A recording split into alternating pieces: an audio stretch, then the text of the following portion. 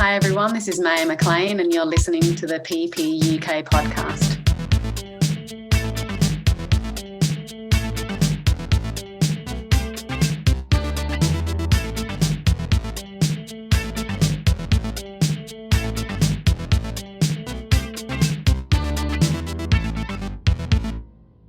All right, guys, welcome to the PPUK podcast. And today is a really exciting day because we have a brilliant guest that we're going to chat to today. We have the incredible Maya McClean.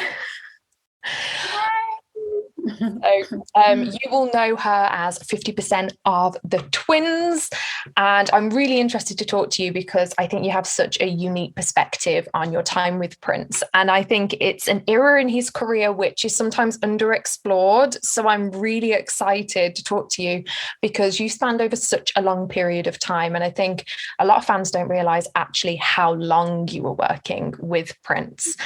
So I'm excited to delve into that and then talking a little bit more about your recent pursuits with spiritual coaching and your retreats. So I'm really excited to delve in. Beautiful. Yeah, thank you so much for having me. I'm excited to give a little peek into my experiences and share what I'm doing now and just connect with you all, everyone out there. Amazing. I'm so excited. So I suppose the best place to start off here is, where did Prince discover you? How did you come to be in Prince's band? So our dream was to come to America and dance with Michael Jackson. And then once we started singing, then I feel like the universe shifted us into working with Prince because they're the same, right? The same level, just different vibes. Yeah. And then Prince supports female singers. So I felt like the universe shifted that trajectory, so we would end up in aligning with working with Prince. But we moved to America to work with Michael, and then we went and did a dance audition, and then it ended up being for one of Prince's music videos, Breakfast Can Wait. I mean, not Breakfast Can Wait. What was it called? Incense and Candles. That was right. The song. So we auditioned for that. Fatima was the choreographer, and I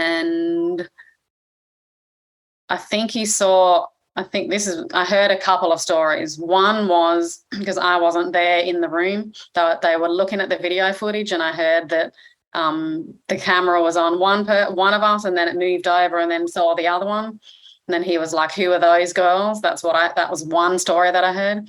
Right. And then I heard another story from someone else in the camp saying that he saw that there was twins, and that he didn't want to use twins because he already had the Diamonds and Pearls girls from before, and then it was like repeating himself. Yeah. And then one of the directors that he was working with, she told me that her and Fatima convinced him to work with us and bring us into the video, or something like that. So I've heard two sides, that he was like, "Yes, who are those? Who are those girls?" And then I heard the other side of the story. So yeah, we got cast for the Tamar Ashley music video with him, and then we just started rehearsing. But what ended up happening with that was we were doing like fittings and doing our dance rehearsals and stuff, and then once we were hanging out with them at the house, because we were at the 3121 house in Hollywood in Beverly Hills. They were hanging out with Tamar, and then we started singing or something like that. And then she got all excited because she found out we could sing, not just dance. And then she ran upstairs to find Prince and said, they can sing. That was the story. And then he was like, "What?" And then for some reason he just stopped doing the video, and then he just wanted us to go on the road. So then we just all started rehearsing, and then he wanted Tamar he was kind of reinventing the Tina Turner vibe. So he wanted to kind of positioning Tamar as kind of like the Tina Turner, and then me and my sister as the Ikettes, because we were singing and dancing, and had us to wear dresses like that too, with our like he wanted long sleeve arms, and then skirts, and then just all legs, like the look that he wanted. Yeah, I totally see that now you've said it. Actually, that makes complete sense. Yeah, when we did all the Tamar tours, that was the vibe. So yeah, that was how it started. And what kind of time frame was that over? Because that sounds like that happened really quick.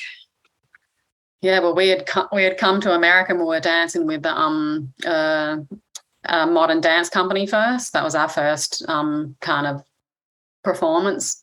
And then, I don't know, I feel like it was really quick. Like, we ended up going, we didn't really feel like we wanted to do this. Like, we wanted to be in the pop industry and wanted to work with artists as dancers.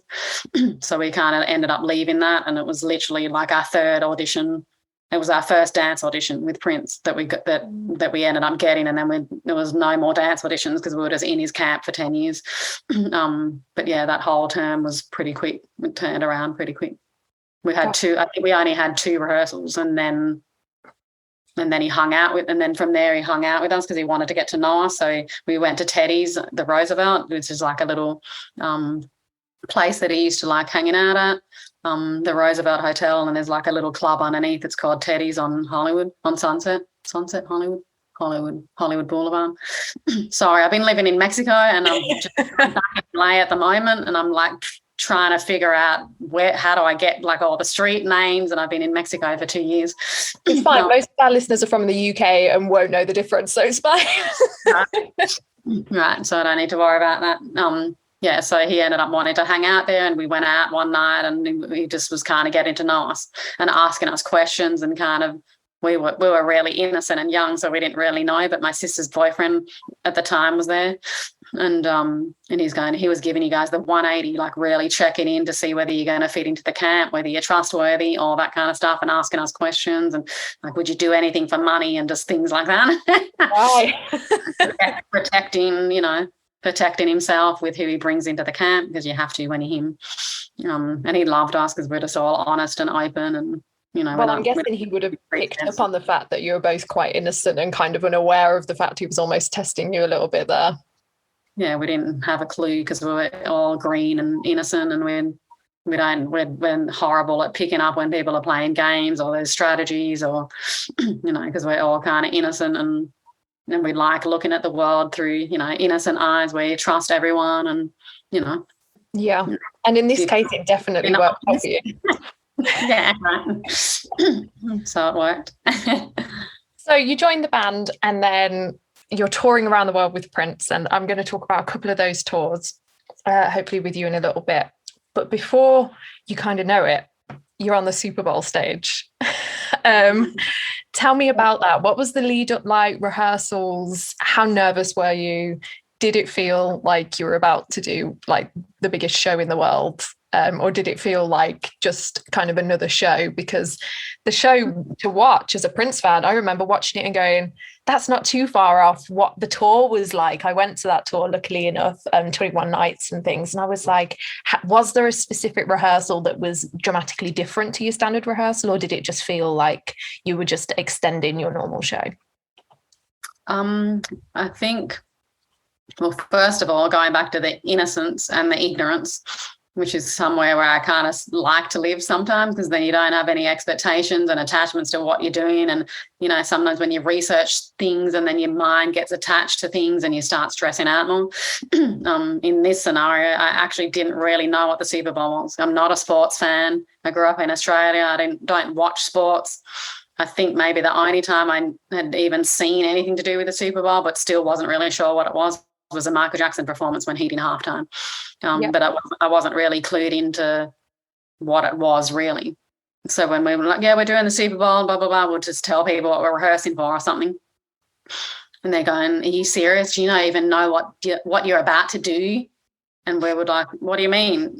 Yeah, we're just rehearsing for some sports show or something. We don't know. That's the biggest televised show all around the world or whatever, blah, blah, blah, blah. And we're like, it is? Oh, okay. Yep. We're kind of like, we're just in our own worlds around it. The one thing that was different is I think that was the first time we performed on the cymbal stage, I think. So we had to map out the like how we were going to choreograph it, the actual piece on a stage that wasn't just flat, because we were used to doing like, just like theatres at that point or something, or ramping up. So I think that was the first time we were working on the cymbal stage. So we had to kind of map out kind of like a symbol, and had to print out little mini symbols on pieces of paper and map, okay, you're going to be there on this part, you're going to be there, so we can visually see it, because we were rehearsing in Vegas at the time because we were doing the Vegas shows. Right. those shows were at the Rio, and but they were just like a one audience. Like we're not in the round. We weren't in the big arenas or anything like that. So us as choreographers, we had to think of how do we choreograph this so the whole audience can kind of benefit from what we're doing instead of just pointing forward like we did in the theatre. So that was a new experience for us, and yeah, it was pretty amazing. And you, of course, had the additional challenge of the rain. Yeah, the rain, yeah. How nervous were you before you go on and you see that it's absolutely, I'm trying not to swear, but in England we'd say peeing it down. Australia too, because we come from England. My heritage from my mum's side is your country. Makes sense. So it's peeing it down. How nervous did that make you prior to going on? Or was it just a case of, do you know what, embrace it, let's do it? You're just doing it. And it wasn't raining when we got out there either. It didn't start raining yet. So we were in the beginning, mine and my sister's kind of choreography positions. We started on our knees, bending backwards, like laying back, looking up at the what do you call it, at the sky. Yeah. So we began the opening of the number that you couldn't really see it on the video, but we're laying back on our knees like this, kind of looking up at the sky, and then all the pyro goes up. So we're looking at, that was the most amazing part, because the perspective, because we're not looking at the audience, we're just kind of in a place of surrender and just laying back, just looking at it all, and all the pyro comes down, and then it all comes down like rain. But it wasn't raining yet.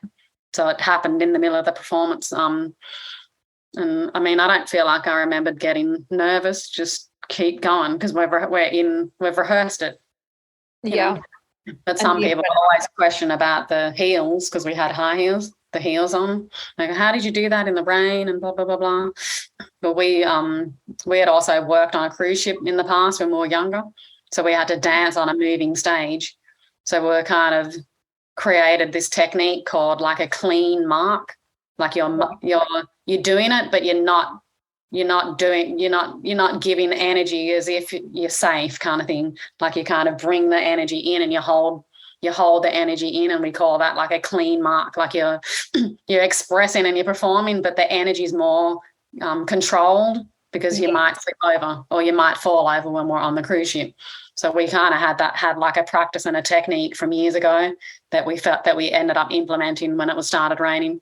So we felt safe, and we're still killing it and owning it and performing it, and we're going to like kind of hold the energy in so we don't slip and break our necks. That would be me. I can't even imagine the thigh pain. I get like dancing in high heels absolutely kills me. So I have utmost respect. So I want to ask you about 21 Nights in London. That was my first ever print show. For our listeners, they've probably heard this story 1,000 times by this point, but I saw you guys for the first time when I was 10. It was my first ever print show, first ever show ever, first time in London.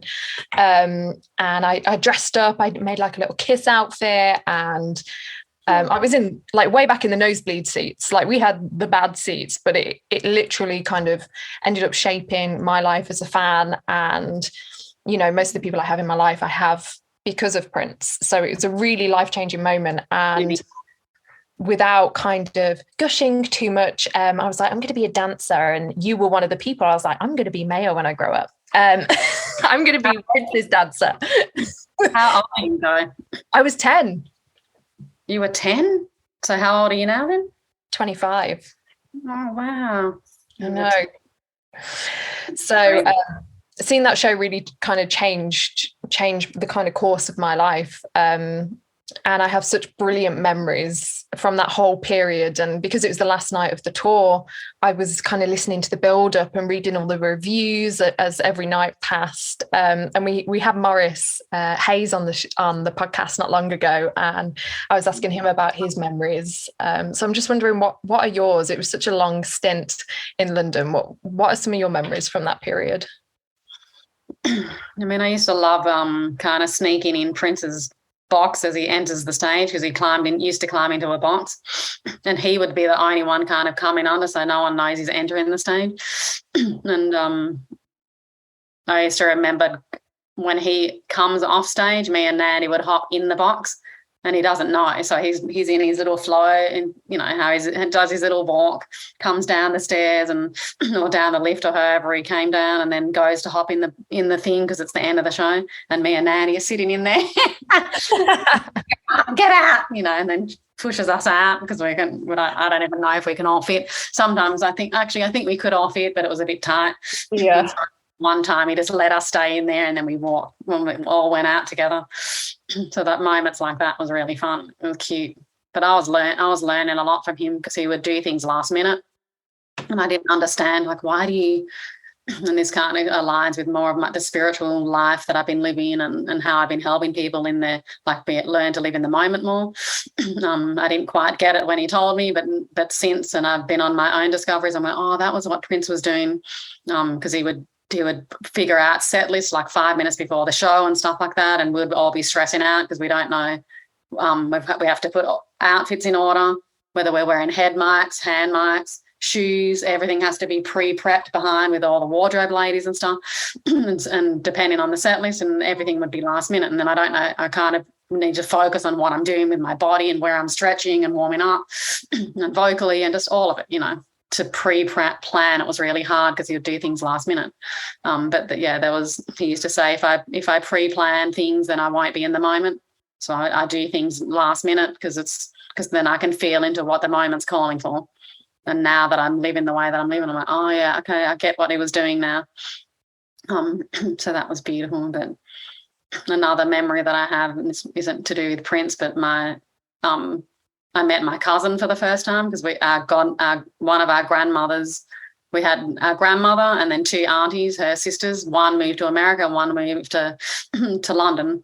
And right. So we met one of her daughters. She had already passed, but we met her daughter and then her kids. And she's hilarious, this lady. You know, she's a bit voluptuous. Her name's Claire. Hi, Claire, if you're listening. She performs too, and she's got these feather boas and does like comedy, like fun comedy shows and things. I love that. Really hilarious. And there's the British comedy. I love British comedy. She's like, after the show when we first met, she goes, you know, I was thinking while I was watching you perform, and she goes, if one of you hurt yourself and you needed a replacement, you know, I think I'd be the perfect person to fill in for one of you. I love her saying that. So it reminded me of what you said about I'm going to be her when I grow up, because she was saying, like, I'm going to be, and she doesn't look anything like us, you know. So that's the funny part, like all comedy. I'm like, I love you. She's brilliant. So we got to meet our family that we hadn't met because we were in London, and then we actually brought our mum over and our sister and our nephews. So they got to visit too, and got to take our mum on a tour of like Europe, and, you know, because we had downtime. So we took her to Germany and we took her to Paris, and, you know, it was just a beautiful opportunity while we were there to do that. And our mum passed away now. So because of us, we got to have her travel because she'd never left Australia. Wow. So she came to America. We took her to the Redwood Forest, and she came on the cruise ship with us. And then London, when we did London, she ended up coming too. So she loved it. And she didn't have much money or anything. So because we were making good money at the time, we ended up taking her clothes shopping. Was this in London?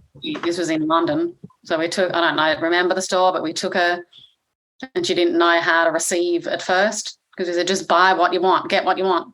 And just took her on a full shopping spree. And at first she's like, uncomfortable because she didn't know how to receive. But then once she got into it, she's all, this and this and this. She turns into, starts turning into it. I was like, who are you, Mum? All greedy all of a sudden. She started like turning and getting all excited. It was really cute. So we took her clothes shopping for the first time, and it was beautiful to be able to give back to her. So, yeah, some of my special memories. And, yeah. I love that. I love that there's wider memories that aren't just about being on stage, because I think a lot of people tend to forget that it's not just the shows, it's not just the rehearsals. Life continues around all of this. And I love that you have such a beautiful memory with your mum from around this period, and it wasn't just about work, and it wasn't just about doing those rehearsal times. Yeah. And you can be safe in the knowledge that show changed my life, even if you didn't know it. What? That show changed my life, even if you didn't know it at the time. There was a little 10-year-old at the back dancing like crazy. Well, I'm glad to be an inspiration for. So you're dancing now? I'm not now. I do hair and makeup now. That's what I do for a living. Okay. So now I would want to be under the symbol doing your hair and makeup. But at the time, I wanted to be a dancer. That was what I wanted to do. Yeah, beautiful. Hair and makeup's beautiful too. Yeah, it's just creative. I feel like so many people that are in the creative industry, they tend to be really good at hair and makeup and art and music. I feel like it often kind of comes all together, doesn't it? That artistic kind of vibe. Yeah. Did you ever meet the hair and the makeup girls from London? No, I wish desperately that I had. When I didn't. Pardon? We're still over there. Katrina. What's the other girl's name? Oh, I'm forgetting her name. But there was two main girls that did us. One was like African British mix, and then the other girl was like Indian mix. So they just both had beautiful different styles. Yeah. And then the Indian girl, she used to do Indian weddings, so her makeup was ridiculous, like whatever, all these crazy designs, big eyelashes, elaborate, like little bindies all over our faces. They were beautiful makeup artists. You should try and connect with them. Yeah, definitely. If you can remember their names, that would be ideal. I would love to connect with them. But I thought I didn't find that I was doing makeup until much later in life. I was 18-ish when I decided to do it. But I thought maybe it could still happen. I could still end up at Paisley Park, but unfortunately wasn't meant to be.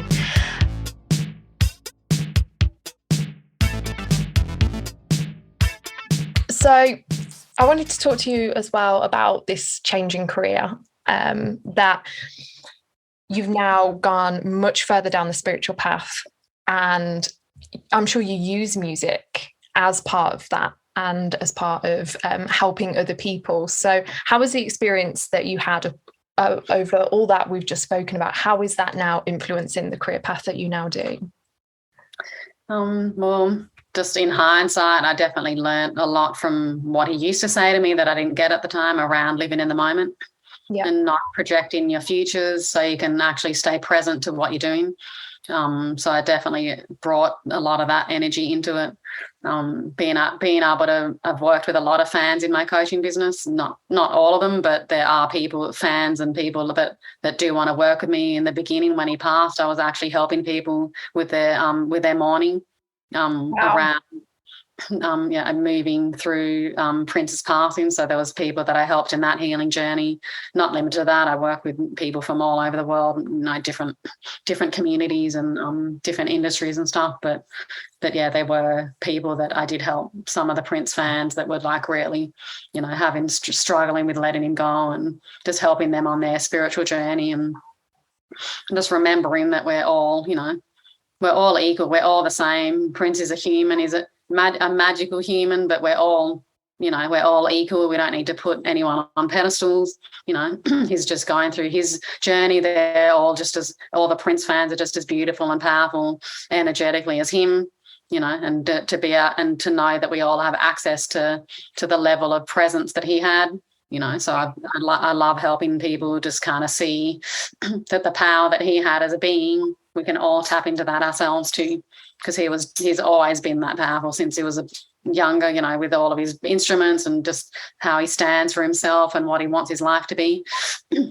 So how I help people in that journey is like, we're just reminding people of who they are, especially if they were Prince fans. Like, you actually are a part of Prince. He's a part of you. We're all one energetically, and anything that you want to create for yourself, you can. You don't have to feel like you're less than, because sometimes in the celebrity fan situation, there's like, I'm looking up to something that I think's better than me, and then that light is pulling me up into something that I am, and then there comes a time where you can evolve beyond your guide or your someone that you consider a leader or something. Like Michael Jackson was my guy.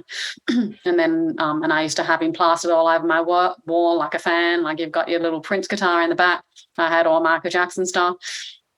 And then when I felt like I became my version of Michael Jackson, I didn't even like the fan thing of what, because he's a teacher, right? So he pulls you out and he guides you. And then I implemented and embodied my version of who I am for myself in my own power. And then there was no more posters on the walls. Like I'm creating my own life and my own journey without needing to have a guide anymore. Like these guides, and like Prince is a guide, is a healer with his music and helps, forward society and sensuality and sexuality in the 80s, and cutting through these old norms of spirituality and stuff. But that we're here to learn, and then there comes a point where you got to get people off the pedestal, because then you're constantly, if they're on a pedestal, then where are you? Yeah, I totally agree. Below something. And I've done it too, because now even in the spiritual community, I was looking up to channels, people that channel higher entities, and I'm looking up to the energy that's coming through these beings, as they've got so much higher consciousness and wisdom from different perspectives. And then I had to even check myself as a human in my body, that I was putting these higher frequencies or energies from a higher conscious planets and beings as better than me in my human realm. So I had to even check myself, and I had moments on, I'm putting them on a pedestal too, when they're just in a different reality and a different perspective. Nothing's better or worse, and I'm in my state, and I'm a creator just like them, and we're all spirits, and we're all, just on different journeys together. And, it's nice to just level that energy so you can really embody your own, authenticity and power as a spirit and a being. And so, yeah, I love doing that work. I work with people remotely, and I have an online coaching program called Passion to Purpose, where it's kind of taking you through a spiritual journey, letting go of all your past issues, whether it's old mindsets, any past traumas that you've had in your life. And then once we move through that stage, then we start letting go of things that aren't serving us anymore, whether it could be relationships, it could be jobs, it could be old email subscriptions, whatever it is that's cluttering up your life with things that aren't serving you anymore because it's old, which helps you move into the present. So we clear all this old stuff, so then it creates space for you to move into what you actually want to create now. And then I help you master listening to your intuition, so you can really tap into your higher frequency and what is actually calling to you for your life, and outside of the matrix and the structure and how we think society should be. And in that way, then it calls you into your passion and whatever your purpose is, and moves you full throttle into that. And then who are you as a contribution? So this is a whole 6-month journey that can take you into, a full-on life and spiritual evolution, to give you tools that can support you in that journey. And, it's just amazing. I think that this is going to be really helpful for a lot of people, especially post-COVID. I know, speaking for myself, having that time at home, it really made me reevaluate where I am in my life, what I want to do, am I doing what I'm passionate about? And I'm sure there's lots of people listening that very much so felt the same. I know a lot of people that started small businesses over that time, that decided they didn't want to be in the job that they're in. So I think that this would be a brilliant thing for a lot of people who felt like that, maybe to take up or just have a conversation with you. Yeah, it's beautiful. I did work with a lot of people through COVID that were dealing with mental health issues, especially if they were by themselves too, So I definitely supported people in that. And then people that were transitioning into their own online small businesses, and I helped them kind of build that bridge and kind of look at, what's their gift, how do they package that? So for people that want to move into their own business, I usually support with that too, from an energetic standpoint, and then structurally too. I'm kind of like your cheerleader. We talk every week, and we have accountability, like some people, and of course working on your health too, because for you to be who you want to be and the best version of yourself, you can't ignore your body either. So if you have health issues, or you're overweight and you're not paying attention to your body or whatever it is, and not eating bad food, then I can take you through I'm not a nutritionist, but I can help guide you in ways that are going to benefit your life with what you're putting into your body, as well as like daily routines, morning routines, meditation, yoga. So you can start structuring like pretty much a self-care, self-love regime. Because if you want to be a contribution to the world and you know you've got a calling, and everyone has, you just got to tap into what that is for you. And it all looks different. Like yours is through makeup. You get to bomb out people's faces and contribute to people in that way. But everyone's got their gift of a contribution that's authentic to them. And as soon as you tap into that, you need to manage yourself, your own time, and know thyself, so you can actually step away and take care of yourself, so you can be of service to other people authentically. Otherwise, you'll start resenting it, and you're not happy, and you start stressing out, and you'll know that when you're not taking care of yourself, because you'll start getting stressed out or anxious, or you'll start having a more emotional feelings around whatever it is you're doing. So you've always got to check back into yourself. So I really help people on their guide them on their self-love journey so they can support themselves to then be able to, make an impact in the world. I think that is something that everyone should do. I think especially if you're in a 9-to-5, it can get really, really difficult to kind of find that time to think about yourself, to think about where you are in life and how you want to improve. And I think having someone like yourself to be able to hold you accountable, to make sure you're not making those excuses and making sure that you do find the time, is a really sensible thing to do. And you do have an option for people as well if they feel that they can do this elsewhere in a more relaxed setting. If you want to talk to us about your retreat, that would be amazing. Yeah, the retreats are amazing. I was called to do those because I was working a lot one-on-one with people online, and I felt the call that they needed to connect and do the work in community now and in real time because of COVID too. So we need that, that connection, that human connection.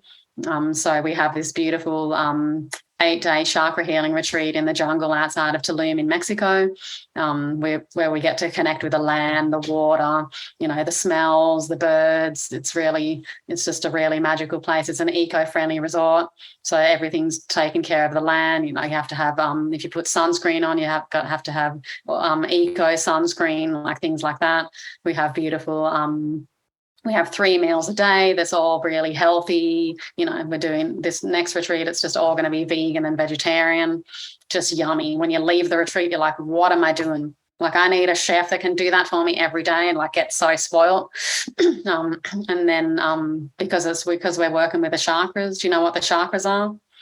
It's your energy. Am I correct? So whether it be your aura almost. Am I there? So the aura is more of the external energy that you're emulating. The chakras are energy centers within the body, and there's more. There's more than 8 or more than 7, but the main ones are the 7. It's just a nice guide, So each chakra from the root to the crown. The root is all about your grounding, how you feel like secure, your financial grounding. Maybe you're feeling insecure financially. Maybe there's too much abundance. So some people think, okay, my energies aren't aligned, or they're off, or I need to heal my energy centers. It's more your energy centers can be at an imbalance one way or the other. So maybe you're bringing in too much abundance, and it's too much. There's too much energy, and you need to really center that. Or maybe you're having scarce financial scarcity, and you need to bring that back into the center too, because one could be too much. Maybe there's too much ego coming on this side, and you need to balance it out because it's too much of an overwhelm, or even vice versa. So the sacral, the root chakra is all about your kind of grounding, and then the sensual. The next one is your kind of sensuality. This is your sacral chakra, and that's all about creativity, flow. The element's water. The root chakra is earth, and then the element is water for the sensual and creativity and that open flow state. So maybe you're feeling too stiff or structured in your life, or maybe you're not feeling sexual. Or maybe you're too sexual. Maybe you're like there's too much horniness, and there's like an imbalance there. Maybe you need attention or love in a certain way, and it's not off balance. So it's all about bringing it to balance. And then your solar plexus is next. That's all about your willpower, kind of like your ego and your physical drive and creating what you want to create in the physical realm. And then the next is your heart chakra. which is, the way that you love. Maybe your heart's closed because you've been hurt, or, heartbroken, or you don't trust people, and then you feel clenched and closed, which kind of brings your energy in, which when you're not in that open space, then nothing will come to you. You got to be open and in that loving space. And that can ricochet into all the different areas of your life.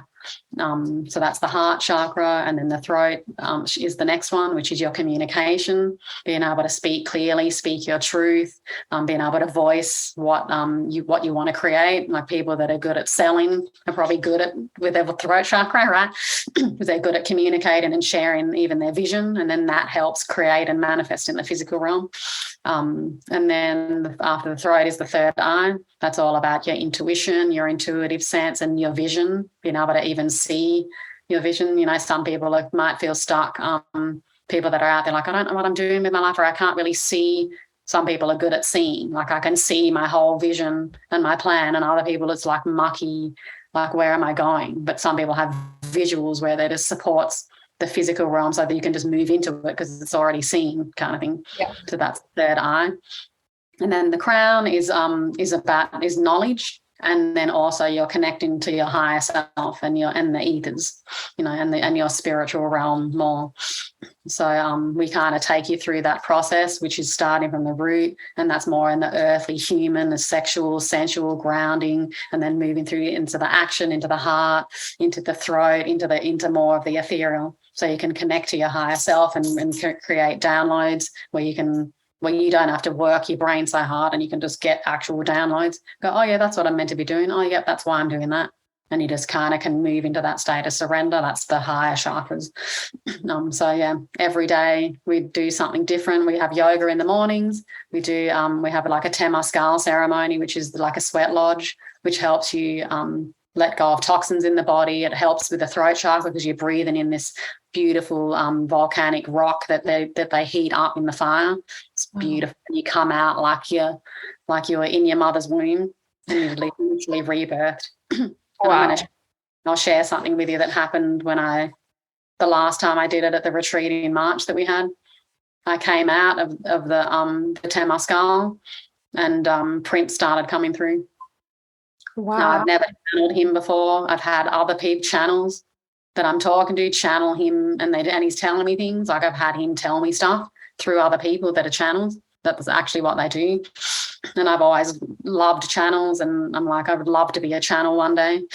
I just haven't been in the space or opened up my energy into that. Like I really need to be in a spacious space, and I'm really grounding and action driven and implementing. I love being in that world too. But yeah, Prince ended up coming through and was giving me messages for like 3 of the participants, and then messages for myself. Yeah. Wow. And it was funny because I'm like, we just got out, and then we needed to move into the cenote because we have these beautiful cenotes there that are the underground pure water wells that are underneath the whole area in Mexico in the Riviera Maya. And so I was like, I'm trying to host the retreat, and then he's telling me things, and then he's talking to other people through me.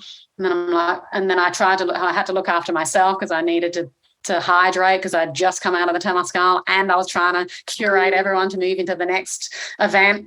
Trying to process what you've achieved, because it is such an achievement to get to that kind of state where you're able to accept that. Yeah, and it was a little bit hard for me because I'm still in the earth, and then I'm trying to maneuver the crew to move into the next thing. And then he's still coming through, and once everyone got there, then it was like I was in 3 different worlds. I was in the retreat world, I was in listening to him world for myself, and then also for other people. So there was 3 things going on at the same time, and I had to, once everyone got to the cenote, I actually wasn't present in the cenote journey that we did because we were doing like a water blessing and, doing mantras and chanting and stuff in the cenotes. I wasn't actually present for that because I actually had to drop in to be present to him, because he kept talking to me, and I ended up sitting down, and like once everyone got there, then I could fully just okay, and I had to verbally say it to embody it really for myself, because he kept saying, I'm going to keep coming through. I'm going to keep coming. I'm going to keep coming. He was like saying that to me, and then I was sitting there like out loud, yes, okay. okay, I hear. Okay, I get it. I'm open. I'm receiving. Wow. And I had all goosebumps. Like I'm getting goosebumps now. And then after that moment, there was another guy that came. He was actually, I met him through the Prince community. So he's a huge Prince fan too. So he was the only person that came that was kind of like a Prince fan to the retreat. And he's standing here and I can feel him, but I wasn't looking at him because I was in this moment. And then, of course, because he's there, Prince moves me over, like I get called to go over to him, and then he starts giving downloads to this guy and starts talking, saying things to me to tell him. And I'm like, okay, he's here and he's telling you this and he's saying this to you and that. And then everyone was near the cenote doing this water blessing and they were all doing this chant. But once they started doing that energy, because there was a multitude of them, their energy started cutting out the signal. So I couldn't feel whether he was there or not. It was really interesting because their energy was coming up and all the vibration of all of them singing together. And then once it kind of died down, my friend was like, is he still there? And I was like, hang on. And then I had to check because the energy was cut. And then I was like, okay, yeah, he's still here. Like he had to there needed to be space for him to come back in because all of the chanting from the cenote, from the guests were coming up and getting in the way. And then he came through and had more to kind of share for him. And wow. That must have been so special for you, not only your spiritual journey, but also for your grief process as well. Like I'm sure it was incredibly bittersweet, but such an achievement for you to be able to get to that position where you were able to accept his message and be that channel, and as Prince always did in life, kind of share those notes with everyone else. It must have been incredibly special for you. It was really special, and I can sometimes feel him, but I haven't been as open to receiving like him coming through, but it'll happen when it's meant to happen. I know. Everything always happens in the right time. That's one thing that I've learned to accept recently. Everything happens at the right time. Everything's happening for you, not to you. And that's when you're in that surrender state. It's like because you've got lessons to learn. If it feels uncomfortable, then you're learning lessons. And when it's great, it's great, And for anyone that's considering coming on to your next retreat, can you go as a complete beginner, as someone like myself maybe that wasn't 100% what a chakra was? Is it something that someone who knows nothing about spirituality and is at the start of their journey can come and enjoy as much as someone who has maybe done something like this before? Yeah, it's open to anyone. Like it's really beautiful, the community that we create in these retreats. It's this real safe container for you to be vulnerable and authentic with where you are. You don't have to have done anything. You don't have to know anything. Maybe you want to come because you want to play guitar around the fire. Maybe you want to come because you love yoga. Yoga's at any level. We've got beautiful facilitators. My co-creator, Maddie Posser, she's really beautiful. She's going to be leading the yoga, and she will help. Like I had a guy come from Australia, never done yoga, had bad back, didn't think he could even make it on the plane for that long, and he's just committed to it, came, transformed his life. After the 3 days in, he could walk properly, he had no pain in his back, because we really take care of you and make sure that the environment's beautiful for you, the food, the yoga. So any of these any of the things that we do in the retreat that are going to help you, awaken and align. And it might just be, you might just need to release something, or you might be inspired by the person sitting next to you, and you really create community. Like we're still in a WhatsApp group together where everyone's still kind of connected. And one girl just messaged me saying, I've got my first retreat. She was one of the girls that Prince had a message for. I won't share the details because it's private, but his energy was coming through in some of that for her and her healing journey and her gifts for the world. And so she's got her first retreat in January, after this one. And you guys, it just happened. There was lots of shifts that that happened in her life, and everyone's kind of just sharing what's going on in their lives and their transformations. Some of us just got into a yoga group where every day we're committed to actually doing yoga every day till New Year's Eve. So we're just, it's just a beautiful, community of connection with people that, that are committed to their growth, they're committed to self-love, self-healing, alignment, living their passions, living their purpose, and, really being on that journey so you don't feel alone and have that support. So the retreat is open. It's the next retreat is November 10th to 17th outside of Tulum, Mexico. So you're flying to Cancun. We pick you up from the airport, all the transport's included, and, we just take you into this beautiful transformational journey. And I'm really, really hoping that you're still doing this next year, because I really want to come. I've had Mexico. I'm a huge fan of Mayan culture and Mayan history. So Mexico has been on my list for forever. So I'm really hoping you're doing this next year and I can make it work, because I definitely want to come. Yeah, I'll definitely let you know when the next one is. And there might be some in America I'm looking at, maybe Australia, but for now there's nothing else on the books yet. So I'll definitely. What's the website that people can head to get any more details on either getting a conversation with yourself about coaching, or to have a look at details for the retreat? Yeah, so you can go on my website. It's mayamcclean.com, MAYAMCCLEAN.com.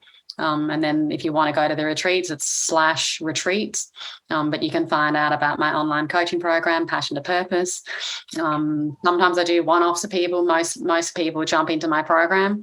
But if you need like a little blast of, good energy and help in a moment, we can sometimes do that. I have like a 1-month package deal too. That might be good for you if you want to just do little bits. But my 6-month coaching program is the one that really helps people and gives you that time to integrate and really transform. But yeah, and then the retreats, check it out. Yeah, you've made me excited for the retreats. You've sold me. I know that much. I love them. Like we did one. I've co-facilitated at another girlfriend of mine. She's my co-facilitator in this retreat. So we had a retreat down in Bacalar, which was on the lake. So we did that one, and then we had 10 days in between, and then went straight into mine. I'm like, oh, it's just so beautiful living in retreats, because it's like you're just in community, eating healthy food, doing healthy stuff, getting connected with people, playing music, doing yoga. Like, what else is there in nature, in beautiful environments? It's like I could just live back-to-back retreats. It's amazing. Oh, I want your life. I will. Next year, I'm going to put it on my list. It's going to go on my manifestation list. That a retreat's going to happen when I do make retreats too. Yes, I'm into that. All kinds of retreats. I wanted to point out as well, you post on your story goddess cards quite a lot, and we have the same deck. Oh yeah, I love that. I these. Yeah, it was funny because I posted about I've been doing those little readings just for myself. Now I take this stuff like a grain of salt. I'm not like, this is the truth. Oh, this is everything's just a guide, and I just do what I enjoy, and I tap into my own intuition, and I use these things as a reflection. Now I got a message from Dorian Virtue, because she's transformed into living a life of Christianity, I think. Like she's moved into that kind of a sect, so she kind of everything that she did in the past with her spirituality with that deck, she doesn't kind of agree with anymore. So she's in a different part of her journey. I'm like, oh, okay, that's interesting. So she messaged me and sent me a video of kind of her beliefs now and what she feels true. So I thought that was kind of funny.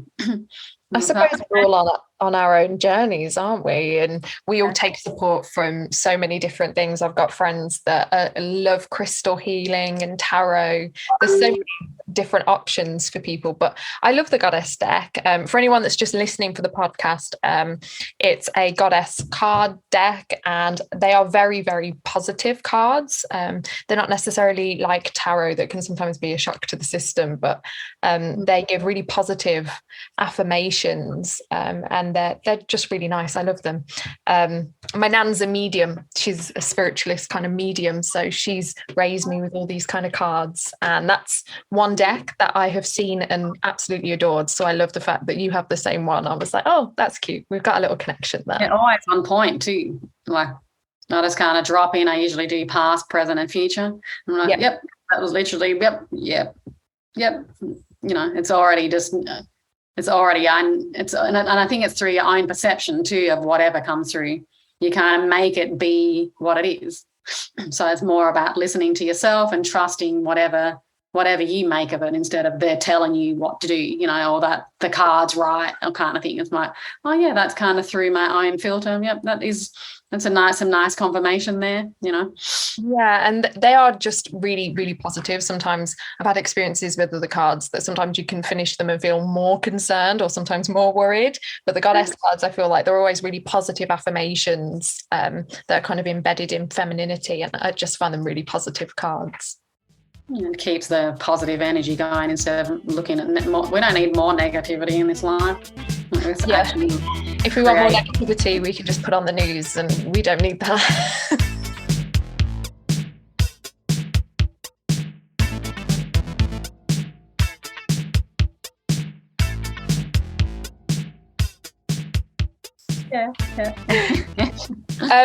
One final thing I really wanted to ask you about, and we may edit this out of the podcast because it's not Prince related. It's a personal little geeky moment for me. But yourself and your sister were in Star Trek Picard recently. Mm-hmm. Yeah. How was that for you? Because I know you and your sister kind of do different things. You have different projects that you work on. Mm-hmm. And this was one that you've done more recently together. So was that fun to kind of do a project together like that?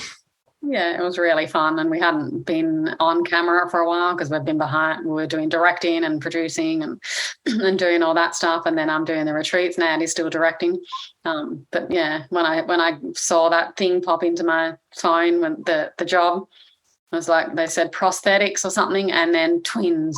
I'm like, that'll be fun, because I wanted to be around multiple twins, because there was there was like, I don't know, 13 sets of twins or something on set. So that was a blast, because I got to kind of witness different types of twins. Like there were these two blonde girls that were like in there, like, and I'm like, is that what we look like? Like me and my sister, like when we come together, we kind of have to. We don't do this as much anymore, because we kind of went through a twin breakup, which was kind of intentional. I was like, once I went on my spiritual journey, I'm like, I think we need space to kind of to separate and have a different journey and see what it's like to be a single person, because otherwise we're like one. That was the one thing that was kind of also hindering my own identity and my own listening to my intuition. Was I never listened to my intuition. I would say, hang on, what do we want to do that? I don't know, let me check with my sister. And then we would make a mental decision instead of actually checking in to my own body with what felt good and what felt aligned for me as a single person. And then does that work with my sister as a single person? And then do we partner that way instead of we just always partner? Like maybe we don't want to partner. Maybe that's something you want to do, or maybe I don't want to do it that way. And but we were just together as one. So it was fun to watch these twins. There was these two little blonde girls that were I got to know them a bit, and they live together, they work together, and then when they're on set, they're just together. They're just talking to each other, and this is probably what we look like too, but I got to see the outside. Like they didn't even socialise with anyone else on set. They were just with each other the whole time, and like, it just looks like they just met, and they're kind of getting to know each other every time, like it's new, like it's always new. And I'm like, well, me and Natty are like that. Whenever we're apart, we come together and we got to fill each other in on everything that happened, kind of, so we've got the same perspective in the world. It's fun. But yeah, Picard was really fun. So Maya, if you could give us your social media, so if anyone who wants to get in touch or ask you any questions can do so, where can they contact you? Yeah, I think Instagram is probably the best. If you have Instagram, it's at Maya McClean, Maya, Maya McClean. If you're on Facebook, I think Instagram's the best, but Facebook would be maya.mcclean.2. That's my Facebook page, and you can connect with me there. Send me a DM if anyone's interested in doing a session or doing remote coaching work with me. I also teach vocals too, but I haven't really been doing that as much. Help people align with their throat chakra and open up, their communication through song. But if you're interested in that, or also my 6-month coaching program or one-on-one sessions, I usually do like a 30-minute introduction. We call it a discovery session, where we get to meet, and then I get to talk to you about what you're looking to work on in your life and how I can be of service to you. And then I can share all the rates and the cost and all the logistics and stuff about how I work more in depth and how I can be of service to you. So send me a DM through Instagram or Facebook, and we can book a call in and go from there. Amazing. Maya, thank you so much for joining us on the podcast today. I'm sure everyone has really felt uplifted by listening to what you've said. I certainly do. I feel like I've been on a little spiritual journey myself, just talking to you about yours. That works. Thank you so much for joining us. We really appreciate it. You're welcome, darling. Thanks for having me. Thank you.